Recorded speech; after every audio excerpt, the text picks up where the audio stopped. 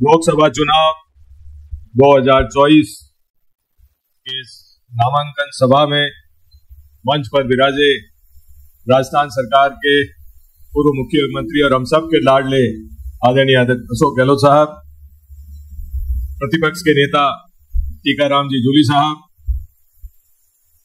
आदरणीय सुनीता गहलोत जी, पूर्व कैबिनेट मंत्री शांति धारीवाल साहब, साले मोहम्मद जी, रघु शर्मा जी, असकली टाक साहब, मंच पर उपस्थित मेरे साथी विधायक, पूर्व विधायक और सभी मंचासीन अतिथिगण, और सबसे ऊपर आज जिनके लिए हम यहाँ एकत्रित हुए हैं, जिन्हें आदरणीय गहलोत साहब ने हमें समर्पित किया है। आज जालोर सिरोही के बीच में हमें दिया है आदरणीय वैभव गहलोत जी, और जालोर सिरोही सांचौर दूर दराज इलाके से पधारे सभी भाइयों और बहन, आज जैसा कि आप सभी को मालूम है 26 अप्रैल को लोकसभा के चुनाव होने जा रहे हैं।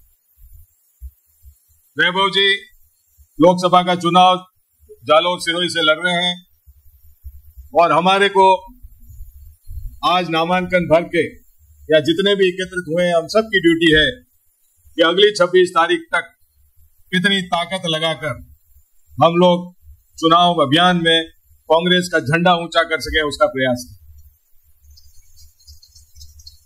मुझे विश्वास है क्योंकि जालोर सिरोही की हरदम एक समस्या रही है और हरदम एक विचार, चाहे हम प्रवास में जाते हैं या कहीं भी जाते हैं। प्रवास की बात मैं इसलिए करता हूं कि यहाँ के हर परिवार का 2 बच्चे 3 बच्चे प्रवास में रहते हैं और प्रवासियों को चाहे रेल की समस्या हो, चाहे अन्य समस्याएं हो, सुविधाएं की समस्या है, उसका बहुत ही बड़ी शिकायत रहती है। और 15-20 साल हो गए हमारे यहाँ से लोकसभा में भारतीय जनता पार्टी का प्रत्याशी जीत के जाते।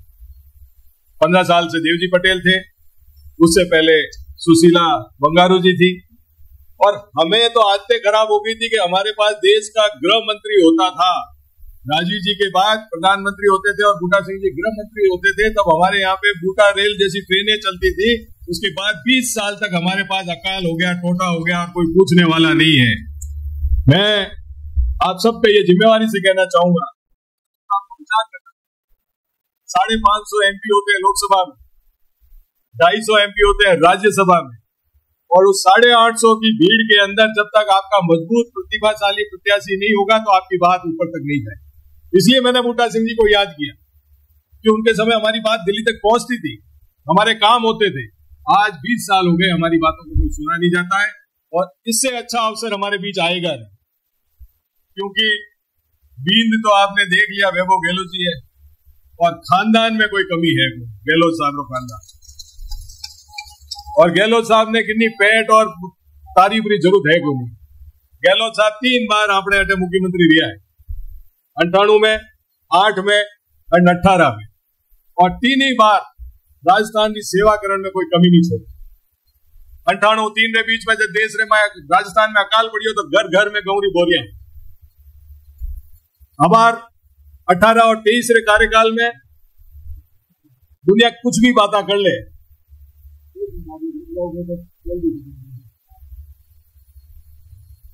18 से और 23 के बीच में जितनी जनहित की योजनाएं आनी चाहिए, महंगाई राहत शिविरों के जरिए, आम आदमी के कल्याण की योजनाएं, सारी योजनाएं जो अपन याद नहीं करें उतनी योजनाएं साहब ने दे दी।